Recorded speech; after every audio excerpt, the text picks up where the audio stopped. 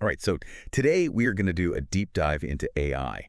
And not just like the buzzwords, but really unpacking like what artificial intelligence, artificial general intelligence, that's AGI, and even superintelligence, like what it all actually means. And get this, our guide for all this is going to be senior technical writer Curt Robbins. Oh, cool. The guy has a seriously impressive background. Yeah. I mean, he's worked with companies like FedEx, Microsoft, and even Wells Fargo. Wow. So we're definitely in good hands here. So are you ready to cut through all the hype and the fear around AI and like figure out what's real, what's possible, and like what actually matters for you? Absolutely. Let's do it. Okay, let's go. You know, it's interesting how AI often feels like this really futuristic thing. Yeah. But Curt Robbins, he really brings it down to earth. You know, he points out how much we're already using AI in our everyday lives. Yeah, it's true. I mean, like voice assistants on our phone, there Yeah. are all those personalized recommendations that pop up online. Right. AI is kind of already woven into our lives, isn't it? Yeah. Absolutely. But Robbins makes this really important distinction. You know, most of what we interact with is what's called narrow or weak AI. Okay, weak AI. I like that. Yeah. What makes it weak? So think of it this way. It's weak because it's like really good at very specific tasks. Oh, okay. Like your voice assistant, it can totally understand your commands. Right.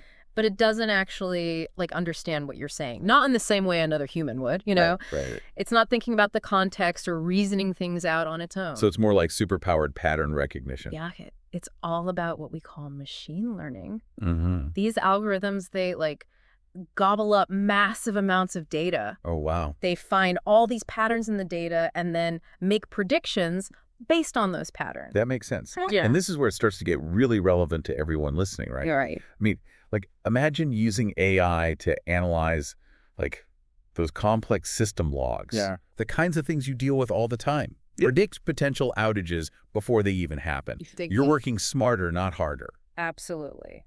But that brings us to the next level, which is artificial general intelligence, AGI. Okay. This is where things get really interesting. All right, lay it on me.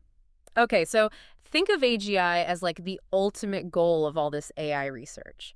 It's basically machines that can learn and then apply that knowledge across all kinds of different areas, just like us humans do. Oh, okay. So it's not just about mastering one specific task. Huh? It can learn and adapt to pretty much anything. Wow. So instead of just following pre-programmed instructions, Right. an AGI could actually understand a situation, make decisions, solve problems it's never even seen before. That's the idea. Yeah. And Robbins, he points out some key features that would make AGI totally different from what we have now. Okay, like what? Autonomous decision-making. So not just pre-programmed outcomes. Right.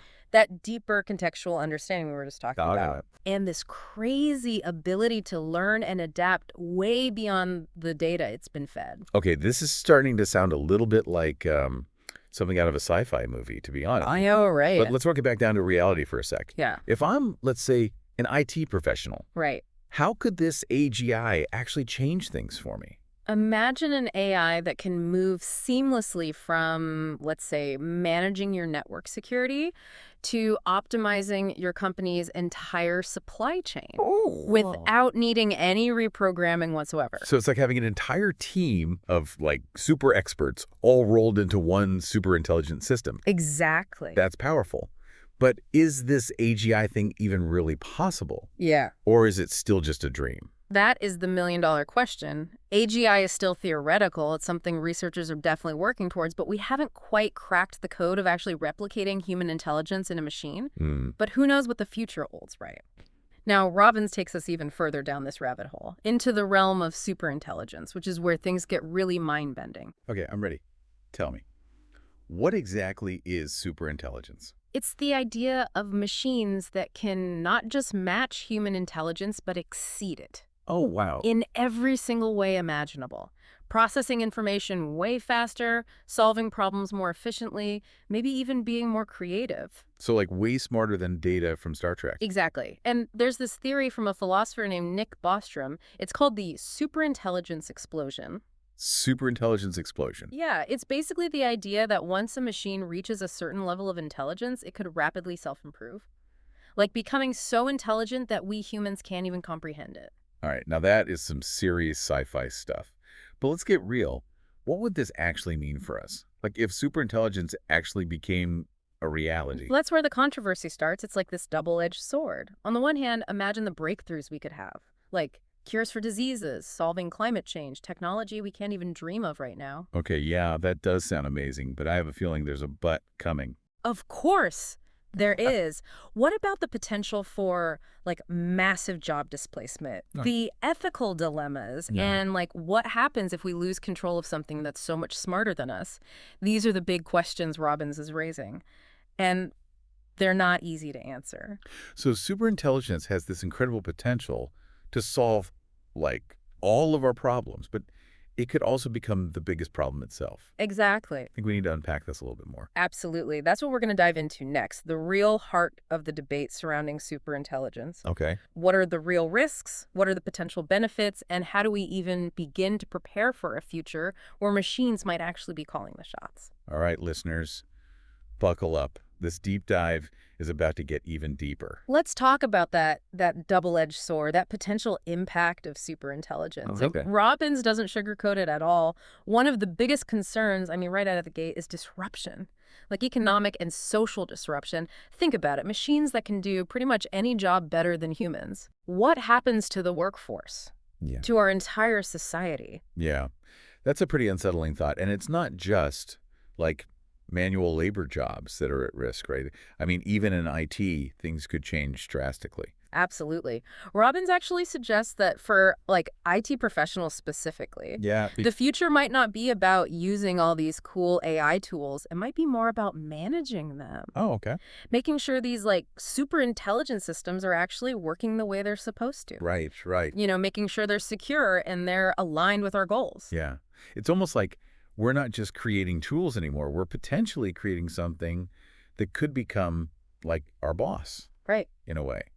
That brings up some seriously big ethical questions. You're right. You hit the nail right on the head. Robbins calls it out, highlights what's called the alignment problem. Alignment problem. So how do we make sure that a superintelligence's goals actually like align with human values? Yeah. Because right now, AI, it doesn't have ethics. It doesn't have empathy or a sense of morality like we do. Right. So how do we program those qualities, those human qualities, into something that might actually be way smarter than all of us? It's like it's almost like we're trying to, like, raise a child. But this child could potentially outsmart us before it even learns to walk. Right. It's a little daunting, to say the least. That's a perfect way to put it. And then there's, of course, the question of control. What if a superintelligence actually decides to pursue goals that are harmful to humanity? Oh, wow. Or like, what if it simply becomes so complex that we don't understand its actions, let alone control them? Okay, now this is really starting to feel like a sci-fi, like, horror movie. It is, isn't it? Is there any hope here? I mean, are there actually people out there working on, like, solutions to these problems? There are, thankfully. Robbins mentions organizations like OpenAI. They're doing some really amazing work on AI alignment research, really trying to figure out how to actually develop superintelligence safely and ethically so it benefits humanity instead of becoming a threat.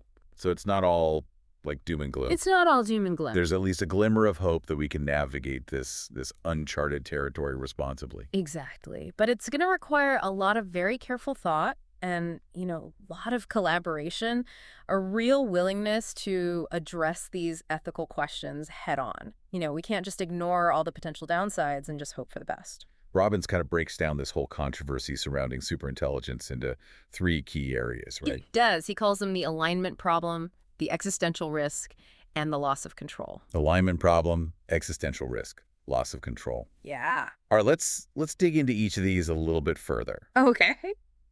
Starting with that alignment problem. I feel like we almost need, like, a philosophy degree just to wrap our heads around this one. It really is deeply philosophical. You're absolutely right. How do we make sure that a superintelligent system's goals actually align with, you know, what we as humans consider to be good, Oh, yeah. ethical? It's not like we have, like, this universal rule book for morality, Yeah, right? so we can't just assume that a superintelligence will automatically understand, like, what's best for humanity. We actually have to teach it somehow. Exactly. And that is so incredibly difficult. It's almost like trying to define goodness in a way that a superintelligent computer can understand and then act upon. Okay. All right, let's move on to existential risk. Okay. I'm getting some serious Terminator vibes here. Yeah. Are we talking about robots taking over the world? Not necessarily robots, like Yeah. in that traditional sense, but the core idea is similar. Existential risk in this context, it means that superintelligence could actually threaten the very existence of humanity. Okay, that sends chills down my spine a little bit. So we're not just talking about losing our jobs to these machines. Right. We're talking about potentially losing control of our own, like, destiny? Mm, That's a heavy thought. it is, and it's a very valid fear, I think. And this leads directly into the third point Robbins makes, the loss of control. Okay. As these systems become more intelligent, more capable of learning and adapting on their own, there's a very real risk that we could lose the ability to, like, even understand them. It's like we're creating like a genie in a bottle. Right. But then we realize we don't actually know how to put the genie back in the bottle once it's out. That's a great analogy. And this genie's super intelligent and potentially like calling all the shots. And the more powerful that genie is, Right. the higher the stakes. So what are we supposed to do? Like just sit back and wait for like the inevitable robot uprising? I'm starting to feel a little powerless here. I know. Robbins does point out that, this is why organizations like OpenAI are so important. Yeah. They're not just building, bigger and better AI. They're trying to develop these safeguards, the strategies to actually mitigate these risks. So it's not just about advancement. It's about responsible advancement. Exactly. We need to think about the consequences before we just like unleash superintelligence out into the world. Absolutely. And it's not just the responsibility of, scientists and engineers. Right. This is a conversation that really needs to involve everyone. Policymakers, ethicists, philosophers, everyday citizens like you and me. We all have a stake in this future. This has been incredibly eye-opening, but also a lot to process. I think we need a moment to just like recap what we've learned so far. Yeah, let's take a breath. Let's bring it all together. Yeah. We started with AI as we know it today, tools that are already changing the way we live and work. Right. We explored the mind-blowing possibilities of AGI, machines that could pretty much rival human intelligence in their ability to learn and adapt. Right. And then we kind of ventured into that uncharted territory of superintelligence where, like we said, the potential benefits are enormous, Yeah. but the risks are just as significant. Yeah. It's a lot to wrap our heads around. So where do we go from here? That is the big question, isn't it? And that's exactly what we're going to explore next. Okay. How do we prepare for a future where machines might actually be more intelligent than their creators? What can we do to make sure that this incredible power, this incredible potential is used for good, not for harm? And most importantly, what role do you, the listener, want to play in shaping this future? Okay. I feel like my brain needs a little bit of a reboot after all that. I know, right? We went from like everyday AI to the just mind-blowing possibilities of AGI. Right. And then the honestly kind of scary potential of this superintelligence thing. Yeah, Robbins' article really puts it all out there. It does. It's like so exciting, but also like a little unnerving all at the same time, right? Yeah, exactly. So we know AI is already changing the game. Yeah. It's getting more and more sophisticated every day. Right. It's impacting our lives in ways we probably don't even realize. Absolutely. And AGI, that human-level intelligence in a machine, right. while that's still in the what-if stage, Yeah. researchers are like pushing the boundaries all the time. They are. It feels like the stuff of science fiction, It really does. but it's getting closer. Getting closer every day. And then there's, the big looming question mark, superintelligence. Right. We talked about the huge potential benefits, We did. but the risks, those are just enormous. We can't just ignore those ethical questions, the possibility of things going really wrong. You're absolutely right. It's a total tightrope walk. And that's why these conversations like the one we're having right now, these are so crucial. We need to be aware of like what the potential pitfalls are, have these open discussions about it, and really support that research that's focusing on developing AI responsibly. Yeah. There's this one point that Robbins made that really stuck with me. He says, as we enter this uncharted territory of like increasingly intelligent machines, what questions should we be asking? What safeguards do we actually need to put in place? It's like we're creating something so powerful, we better be darn sure we're doing it right. Absolutely. And he doesn't pretend to have all the answers. And I think that's intentional. This isn't just about the technology itself. It's about what kind of future we want to build with it. So what does this all mean for our listeners out there? I mean, what's the takeaway here for someone in IT, really anyone who's just paying attention to where the world is heading? I think whether you're, writing code or managing networks or just someone who's curious about what's next, understanding these different levels of AI, this is like essential. It's about being informed, engaging in these important conversations, and helping to shape a future where technology actually serves us, not the other way around. That's what the deep dive is all about, equipping you with the knowledge and the insights you need to kind of navigate this crazy world of tech. Hmm. So as you go about your day-to-day, think about those questions we explored today. Think about how AI is already a part of your life, how AGI might change things, and what that leap to superintelligence could actually mean. Here's a thought I'll leave you with. If you could ask a super intelligent AI one question, just one question, what would be? What would you want to know about its capabilities, its motivations, its vision for the future? We'd love to hear your thoughts. Keep exploring, keep asking those questions, and keep the conversation going. Until next time, happy diving.